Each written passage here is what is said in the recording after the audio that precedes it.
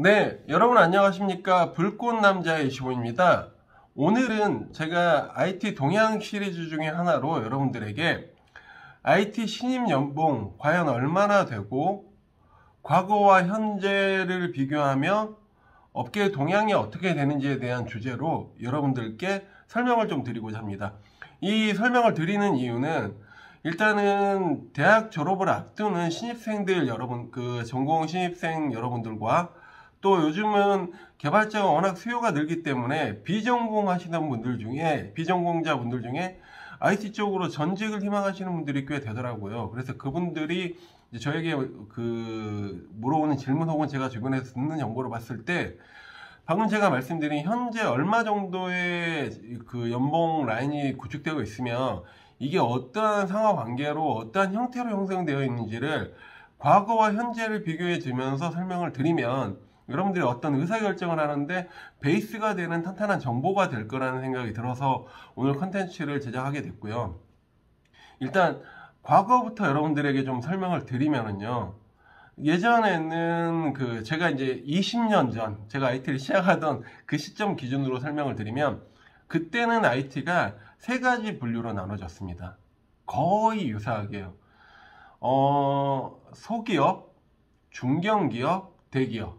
그래서 이 분류가 단순하게 나눠져 있다 보니까 시장의 연봉을 책정하는 급여 체계 또한 주변의 레퍼런스들, 나와 비슷한 관계에 있는 회사들 중심으로 보다 보니 라인이 극명하게 어느 정도의 레벨을 따라서 형성이 됐었어요. 그래서 그때 금액 기준으로 말하면 소기업은 2천만 원 정도, 1,800에서 2천만 원 정도 연봉, 중견기업은 한 2,500, 그리고 우리나라에서 이제 IT 대기업이라고 칭하는 곳들이 좀 잘 받는 경우에 한 3,200만 원 정도의 연봉을 가지고 진행을 했고, 이 폭이 변화가 거의 없었어요. 그래서 내가 들어가는 회사가 소기업이다 라고 하면 거의 2,000 정도의 연봉선이 되어 있고, 중견이다 라고 하면 2,500, 대기업이면 3,200, 그 정도 선으로 형성이 되어 있었는데 최근에는 이게 완전히 바뀌게 됩니다.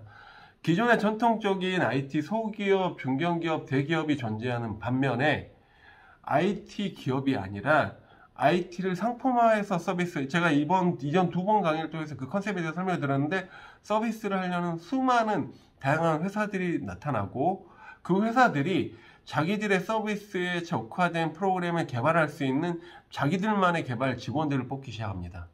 그러니까 이 사람들이 직원들을 뽑으려고 하다 보니 얘네는 그 어떤 분류에도 속하지 않는 거예요. 어떤 회사는 스타트업 형태로 뭔가 시작하는 그 스타트업 군이 있고 어떤 데는 우리 회사가 돈이 좀 있는데 IT 서비스를 전환을 하려고 그래. 그러면 얘네를 뽑을 때 기준이 있고 또 이러한 것들 때문에 전통적인 소, 중, 대 형태의 IT 기업 외에 IT 자체를 프로그램이나 서비스를 런칭하고자 하는 회사들과 또 다른 하나가 IT 업계의 강자들이 나타나게 됩니다. 여러분들이 소위 말하는 네카쿠라베 혹은 뭐 여러 가지 유명한 게임 회사라든지 연봉을 팍팍 올려준다든지 이런 회사들이 존재하면서 IT에 대한 금액 기준이 굉장히 붕괴가 되게 됩니다. 근데 그 이유 중에 하나가 소기업, 중기업, 대기업 할 때는 거의 비슷한 수준이었어요. 안에서 회사가 돌아가는 조직 구조도 다르고 비슷하고. 근데 자, 여러분들 어떤 개념이냐면 아까 서비스라는 회사 기준으로 보면요. 여러분들 IT를 개발하는 개발자들이 중요하게 여기는 팩트가 몇 가지가 있거든요. 물론 첫 번째는 급여도 되지만 개발 환경. 그러니까 내가 업무를 할 수 있는 환경. 근데 의외로 정말, 의외가 아니라 당연하게 중요하게 여기는 게 내가 그 회사에 들어가서 배울 만한 체계가 있는지 혹은 나를 가르쳐줘서 내가 일을 하면서 배울 수 있는 사수가 있는지 이런 것들이 굉장히 중요하게 되는데 전통적인 회사에서는 이것들이 기본은 갖추고 있거든요. 근데 지금 전통을 깨고 새롭게 등장하는 이 회사들은 신입들이 들어와서 바로 배움 없이 개발을 하거나 개발의 레벨은 굉장히 높지 않아도 되니 네가 여기 앉아서 일만 해줬으면 좋겠어 라는 형태의 IT를 수준을 요구하는 회사들도 발생을 하면서 단순히 급여만으로 책정할 수 없는 새로운 환경적인 요소가 발생하게 됩니다. 그러다 보니까 이 환경적인 요소를 보완하는 수단이 둘 중에 하나로 나오게 되는데요. 하나는 복지라는 개념이 되게 됩니다.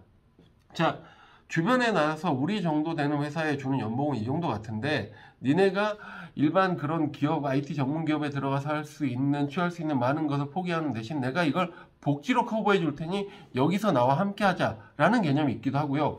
그 복지 대신 돈을 더 주는 걸 선택하는 회사도 나오게 됩니다. 그래서 같은 레벨인데도 회사가 복지를 선택하면 복지는 좋은 반면 급여는 낮고요. 또 급여는 복지는 거의 없는데 급여가 갑자기 높아지고 그러다 보니까 이 비교치 기준이 좀 달라지는 거예요. 그리고 아까 말한 신흥 강자들이 나오면서 이들이 좋은 개발 인력을 뽑아가기 위해서 굉장히 높은 금액의 초봉을 가지고 개발자들을 모집하기 시작합니다. 그래서 여러분들이 가장 궁금한 게 뭔지 알아요? 뭐냐면 연봉대가 어떻게 정해지냐라고 했을 때 제가 주변에 실제로 초봉을 받는 아이들, 제 주변에도 이제 그런 친구들이 많거든요.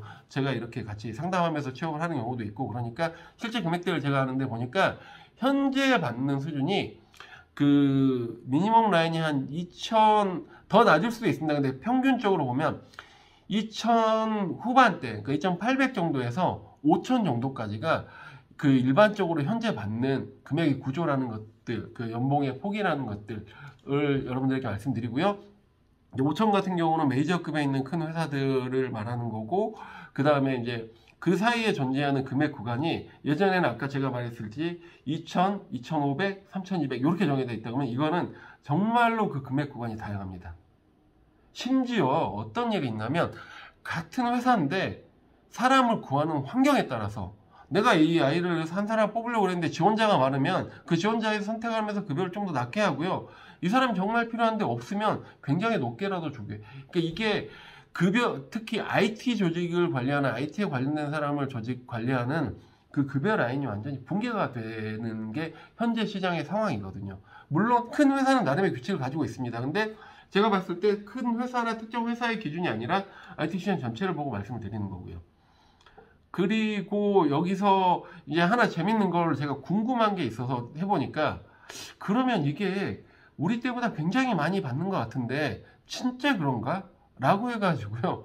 제가 좀 뜬금없지만 물가 상승률 계산기가 있길래 이게 정보 쪽에서 제공해주는 거더라고요. 그래서 20년 기준으로 2001년 대비 2020년 기준으로 물가 상승률을 제가 확인을 해보니까 1.52% 정도가 1.52배 정도가 올랐더라고요. 그래서 이거를 그대로 바꿔봤어요. 그러면 2천만 원이 그러니까 20년 전에 2천만 원이 현재는 한 3천만 원의 가치를 하고 있고요. 그 다음에 2,500만 원이 한 3,800만 원 정도. 그리고 아까 대기업이 받는 3,200만 원이 4,800, 4,900 가까운 그 금액을 가지고 있더라고요. 그러니까 이게 처음에 제가 요즘 아이들 연봉을 굉장히 잘 받는다라고 생각을 했는데 예전에 저희 때보다는 다양한 폭이랑 좀 더 받는 그 수준들이 높아지고 있는 건 사실인데 이 물가 상승률을 생각해 보니까 차이가 있긴 있지만 엄청나게 또 차이가 있는 건 아니더라고요.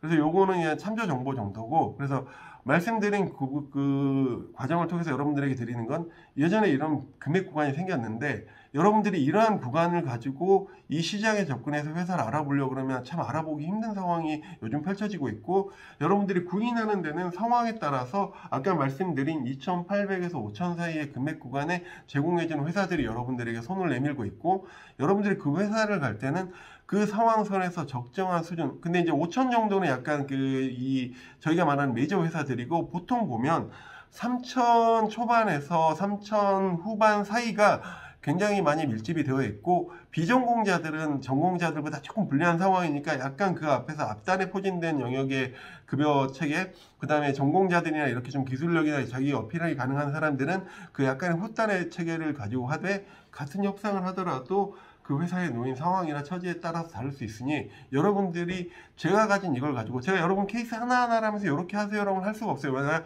케이스가 너무 다양하기 때문에. 하지만 지금 이 정보를 보고 내가 회사를 알아볼 때 이 회사가 나에게 제공하는 정보가 금액 제한이 적정한가. 예를 들어서 나한테 3,200을 제공하기로 했는데, 그럼 아까 제가 말한 거에 약간 앞단에 서는 선이죠. 근데 복지가 굉장히 좋아요. 그 여러 가지 여건이 좋아. 그러면 아 나머지는 이게 이걸로 커버가 되는구나 라고 생각해서 의사결정을 할 수도 있고요. 또 반대로 급여는 조금 높은 것 같은데 복지나 이런 게 아무것도 없어요. 그리고 내가 개발을 배울 수 있는 사람도 없고 그냥 가서 일해야 돼. 그럼 나의 장래에 대한 발전성을 좀 포기하는 대신 조금 더 좋은 급여의 환경을 취한다든지, 그리고 또 보면은 그 이하의 그 금액 구간에도 있어요. 있기는. 근데 너무 낮으면 이 부분은 내가 좀 더 고민해보고, 내가 어필하기 아직 그게 어필이 안 먹힌다 그러면 그구간에 선택을 하지만, 할 수 있다 그러면 좀 더 알파적인 요소를 찾아보자. 그리고 이런 정보를 여러분들에게 드리는 게 오늘의 그 전달의 핵심이고요. 두 번째로 여러분들 그 개발을 굉장히 잘해야 됩니다. 요즘은 공부를 할 때 코딩 테스트부터 시작해서 기본적인 개발의 개념도 알지만, 제가 주변에 보다 보면은요, 이렇게 정형화된 IT 회사 말고 아까 말한 다양한 기회들이 있다 그랬잖아요. 그런 데서 볼 때 그 사람의 추가적인 성향을 보고 뽑는 경우를 꽤 봅니다. 그러니까 제 주변에 개발은 조금 능력이 떨어지는데 의외로 좋은 금액을 가지고 잘 취업하는 친구들이 있고요. 개발 역량은 뛰어났는데 생각보다 그렇지 않는 친구들이 있어요. 그럼 보면은 개발에 직접화된 것들을 보는 회사는 그렇게 뽑는데, 그렇지 않은 경우에는 그 사람의 커뮤니케이션 능력이라든지 아니면 특정 업무에 대한 지식이라든지 이 사람이 반응하는 그 대화의 수준이라든지 여러 가지 요소를 좀 더 폭넓게 봐가지고 그걸 하나의 강점으로 취업을 잘하는 케이스를 제가 보거든요. 그러니까 이런 것들을 좀 복합적으로 생각하시면서 내가 어떤 정도의 금액의 회사를 어떻게 알아보고 갈지에 대한 좀 의사결정을 내렸으면 좋겠다라는 설명입니다. 네, 오늘의 설명을 통해서 여러분들이 뭐 이걸 딱 이렇게 하세요라고 저는 가이드는 드리지 않습니다. 왜냐하면 워낙 IT 쪽의 다양성이 워낙 높기 때문에. 하지만 의사결정할 수 있는, 그리고 내가 지금 상황에서 아니면 또 비전공자분들이 이렇게 들어왔을 때 아, 이 정도면 내가 한번 트라이 해볼 만하네 라는 정도의 지식을 좀 얻어갔으면 하는 바람으로 콘텐츠 준비했고요. 네, 불꽃남자 25였습니다. 내용이 마음에 드신 분들은 좋아요와 구독, 그리고 주변에 많은 소개 부탁드리겠습니다. 감사합니다.